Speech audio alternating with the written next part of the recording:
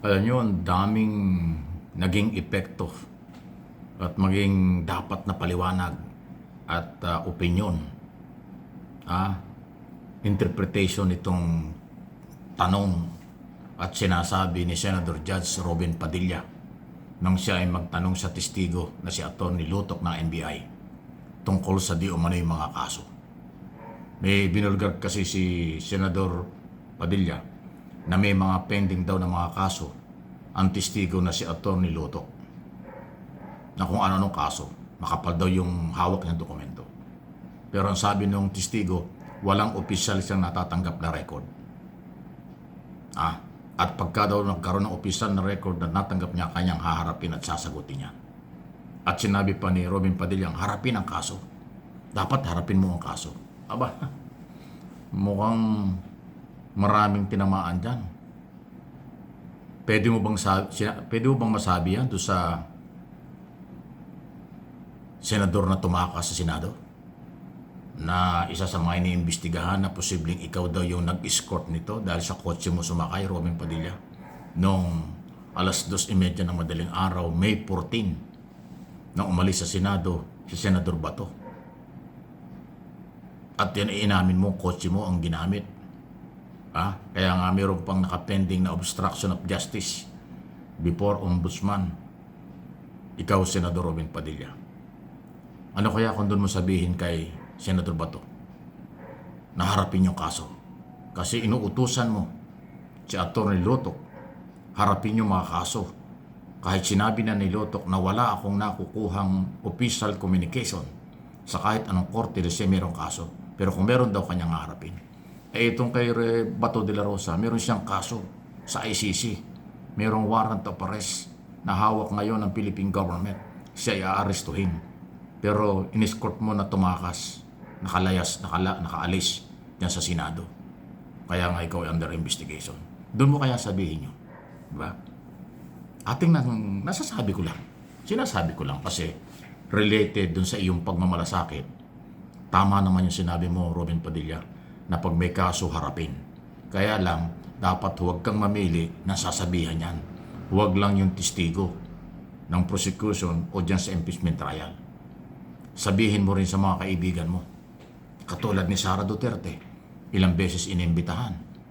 Nung hinihiring sa Justice Committee sa Senado, sa Kongreso, 7 hearing, ni isa, wala siyang sinipot. Dito sa opening ng impeachment trial, inimbitahan din siya para dumalo. Hindi rin nagpakita. Nagpunta ng Senado pero hanggang press conference lang na wala namang question and answer. Parang nagpakita lang sa media. Hindi rin sumagot until now. Ano kaya, Robin Padilla, kung sabihan mo yan? Yung utos mo kay Luntok, kaya mo bang iutos sa kaibigan mo na si Vice President Sara Duterte na humarap sa korte, harapin yung kaso sa trial? At si Bato de la Rosa na utusan mo rin harapin yung kanyang kaso naman sa ICC? At huwag takasan yung warrant of arrest. Kasi yan po yung buhay na katotohanan. Iso lang po ito, walang personalan. Sarili kong opinion at interpretation ito. Iyan naman talaga ito totoo, hindi fake news. Hindi fake news yung iso kay Bato de la Rosa. Hindi rin fake news ang iso kay Sara Duterte. Okay? So, ang ganda ng linya mo na nag-uutos ka at nagmamalasakit ka eh. Para bang ang lumulutang dyan eh. Sumunod kayo sa batas, sumunod tayo sa batas. Tama yon, rule of law. Pag may kaso, harapin sa korte. At hindi naman nag-deny si Atty. Lutok na sabi niya, basta dumating sa akin ang malinaw na communication, haharapin namin yung kaso niyan na sinasabi mo. Di ba? So, kung ang purpose nun, Senador Robin Padilla, ay sirain mo yung kredibilidad, pagkatao ng testigo, para sa aking opinion, hindi nasira. Kasi hindi naman niya idininay na mayroong reklamong ganyan. Kaya nga lang, wala daw siyang communication pa until now kung ano yung kaso niyan. Dahil nakita nila fake yung notary doon sa Makati. Di ba? Yun eh. Hindi nasunog, hindi nagiba, hindi na-demolish ni Senator Judge Padilla kung yan ang kanyang layunin, ang pagkatao, testimonya,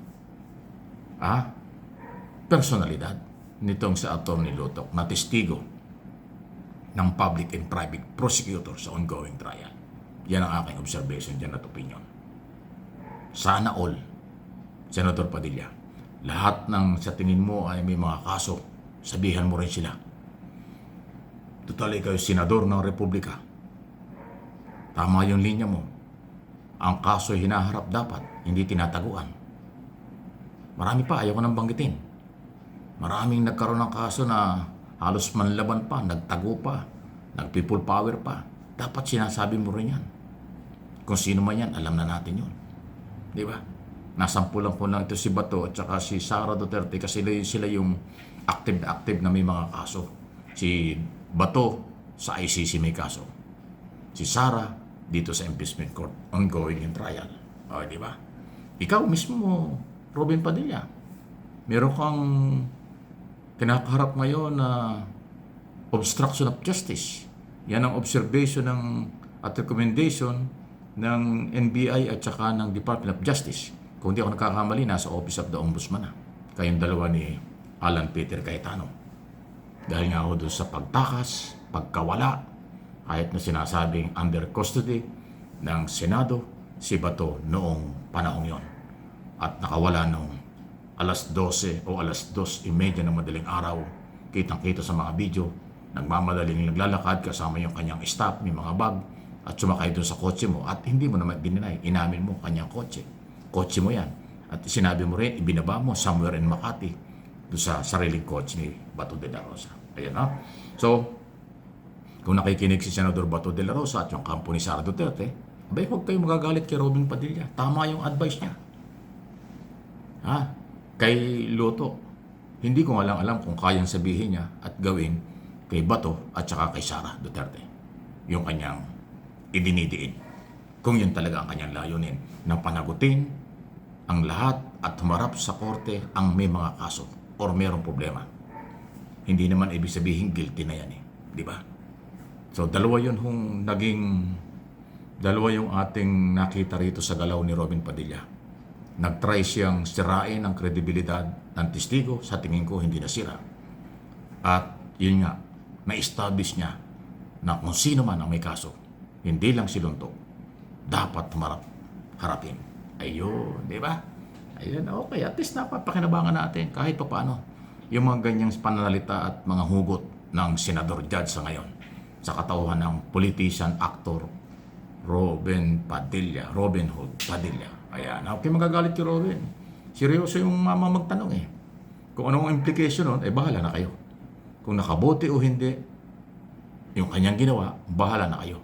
Pero ako at ang aking channel, hindi mawawala ang aking sariling interpretation at opinion sa kung kahit na sino na mga public official, government official na nagsasalita sa publiko para lalong malalim na malaman ng mga Pilipino kung sino sila, ano sila. Yeah. Please like and share, subscribe and follow.